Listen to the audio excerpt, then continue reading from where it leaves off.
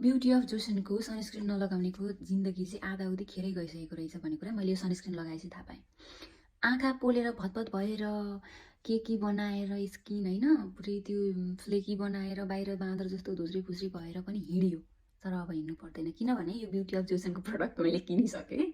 यति राम्रो लाग्यो, लगाउँदाखेरि पनि बग्ने होइन, कन्सिस्टेन्सी कति राम्रो के, यहाँनिर थपक्क बाक्लो भएर पनि नबस्ने, कति राम्रो सलक्क डिजल्भ हुने, स्किनमा मोइस्चराइजरसँग एकदमै डिजल्भ हुने, अनि आँखा पनि नपोल्ने, बास्ना पनि केही पनि नआउने, अलिअलि केमिकलको बास्ना हो कि जस्तो छ तर फिलै हुँदैन, इफेक्टै गर्दैन त्यसले।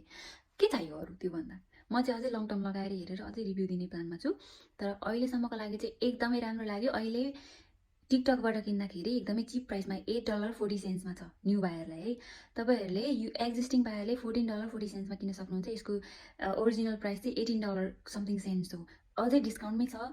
You can by 2 items in less than 1 price है, रेगुलर प्राइस किन्न सक्नुहुन्छ। मेरो कार्टमा लिङ्कमा छ, तपाईँहरू गएर किन्नुहोस् अनि आफ्नो सिपिङहरू हेरेर गर्नुहोस्। सिपिङ चार्ज पनि फ्री छ अहिले।